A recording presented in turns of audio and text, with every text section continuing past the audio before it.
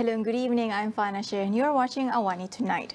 Investigation into the August 17 plane crash near Elmina town, Shah Alam, has ruled out damage to the aircraft's engines and pilot incapacitation as potential causes.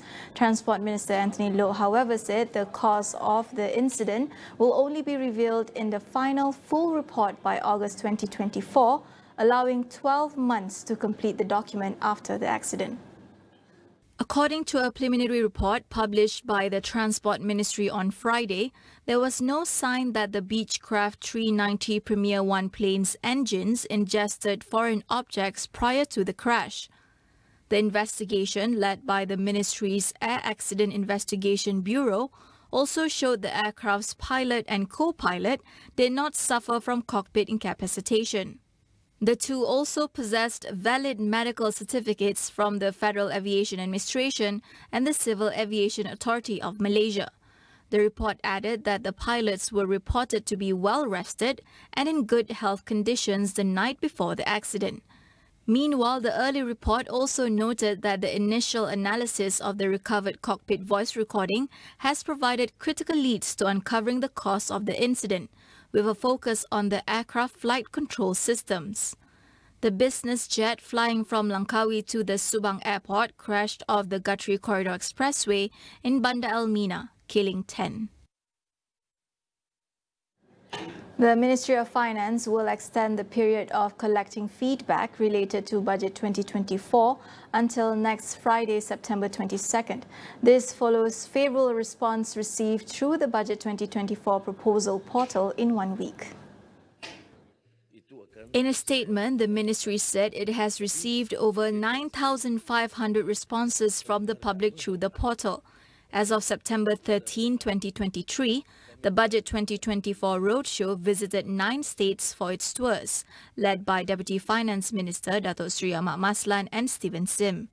It also conducted 24 engagement sessions by the ministries in the unity government, involving a participation of more than 7,000 people from various backgrounds, from experts to non-government organisations as well as the public. Prime Minister and Finance Minister Datuk Seri Anwar Ibrahim is expected to table Budget 2024 on October 13th. In other news, the position of the Domestic Trade and Cost of Living Minister is still vacant following the passing of incumbent Minister Datuk Seri Salahuddin Ayub. Prime Minister Datuk Seri Anwar Ibrahim said any suggestions of names to fill the vacant position in Cabinet can be suggested through letters of recommendations. InsyaAllah kita akan isi kekosongan. Siapa tahu? Kalau ada cadangan, sila tulis surat kepada saya secepat mungkin. Saya tidak sepulai lah Datuk Seri yang menang itu. Dah, kena tulis surat ke saya timbang, okey? There had been 2 MPs from Parti Amanah Negara speculated to replace Salahuddin as KPDN Minister, including Alor Gajah MP Adli Zahari and Kuala Selangor MP Datuk Seri Dr. Zulkifli Ahmad. Pakatan Harapan Suhai Zangkayat won the recent by-elections for the Pulai parliamentary seat with a majority of 18,000 votes. Meanwhile, Malaysia Airlines Berhad aims to fully resolve its in-flight meal service disruption by mid-November this year.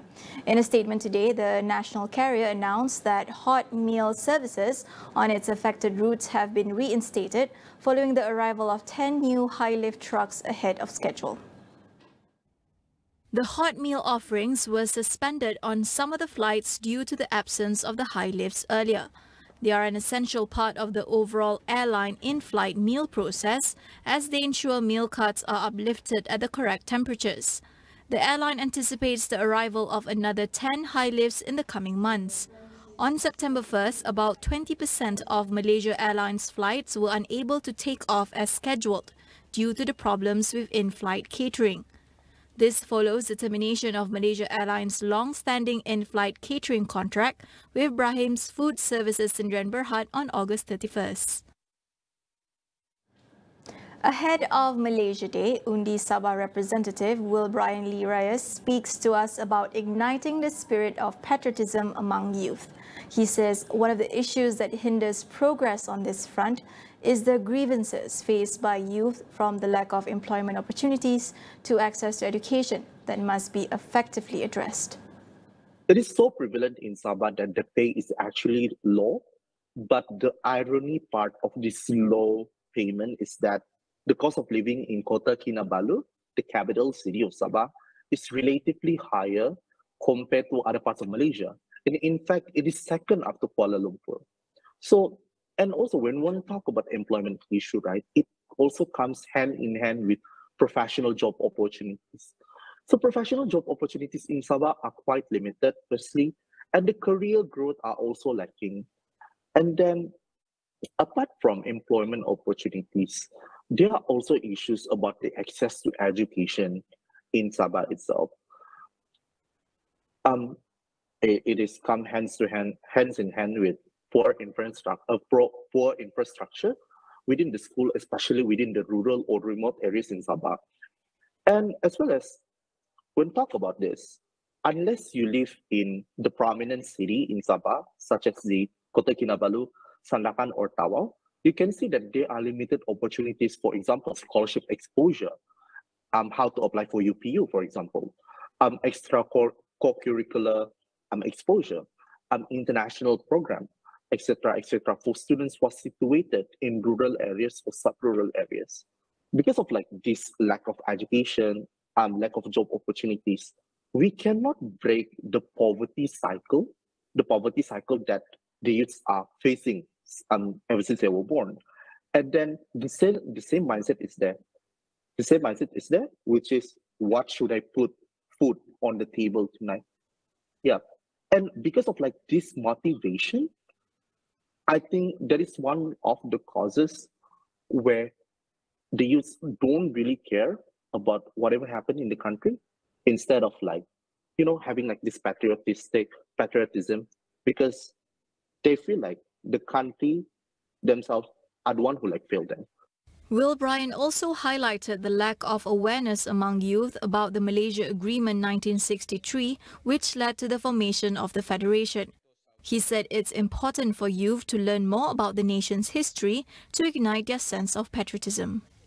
Educating about the Malaysian Agreement 1963 itself, that forms the basic foundation on why we have Malaysia in the very first place. Yeah, let them know about the existence of the agreement, that the governments are actually working towards tailoring the awareness of the agreement itself. And yeah, it definitely will awaken a lot of youths, a lot more youths to actually contribute back to the country based on this agreement itself. And then secondly, of course, addressing the issues that we have talked just now, the lack of job opportunities, the access to education, for example.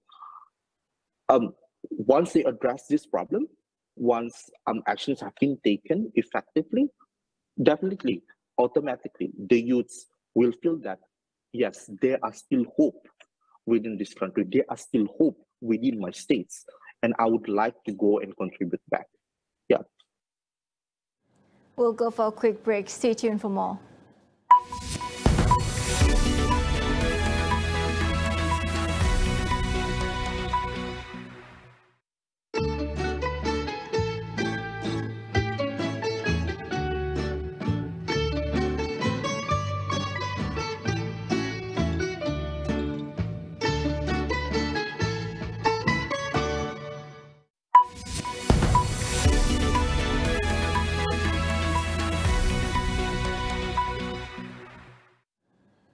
Welcome back. Global rice prices reached a 15-year high last month after India banned exports of non-basmati white rice. However, UKM's Dr. Nisha Topla-Govender points out that rice shortage is not a new issue for Malaysia.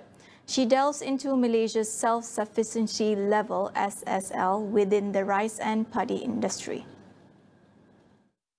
The SSL status for Malaysia has been staggering. We never hit 100%, but we have had developed a roadmap towards 100% SSL or self-sufficiency level. Okay, so if you take a look back in 2015, our SSL stood at 70%, okay? And then thereafter, in 2019, despite various measures, our SSL declined to 63%. So it is noteworthy that it's really sad to see that we fail in terms of improving our rice production, despite various efforts being taken in terms of subsidies, support, and so forth. And another one more thing I would like to highlight here is every year Malaysia is witnessing a slight increase in population size. So in parallel, the rice production should follow. According to Nisha, improvements can be made to Malaysia's rice production system in order to reduce its reliance on other countries. The rice granaries in Malaysia can be divided into two types. We have high-performing granary and also low-performing granary. Now, there is a reason why the high-performing can consistently perform beyond 4 tons per hectare, because the soil is very healthy. So they are blessed with healthy soil. Whereas low-performing, we have acid sulfate soil. So rice granaries which are distributed over acid sulfate soil is acidic. So some amount of soil amendment is required in order to improve the soil fertility. Just like human being, there's a saying, it goes like this: you are what you eat. The same thing is applicable for plants, So if you want to get production, you must give a very good environment. In this sense, it has to be fertile. Now, the one thing here is the rice production system in Malaysia is not equal. Not all farmers are getting access to similar infrastructure. Some are taking up modern technology, some are employing drone for their fertilization regime and some other management. That is one thing we should look at, tackling into resources and infrastructure so that we can build our farmers. On to international news. The death toll from floods that struck Libya's eastern city of Derna has risen to 11,300, while another 11,000 remain missing.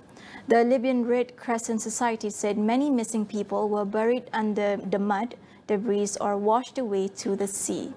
Authorities expect the number of casualties to rise further. Derna's Emergency and Rescue Center raised the state of emergency in the city to the highest level. Only rescue teams are allowed to enter. On Sunday, Storm Daniel hit eastern Libya, triggering tsunami-sized floods, exacerbated by enormous surge of water due to the burst of 2 upstream dams. The United Nations on Thursday issued a flash appeal worth $71.4 million to meet urgent needs of victims, while the World Health Organization announced an aid of $2 million from its emergency fund.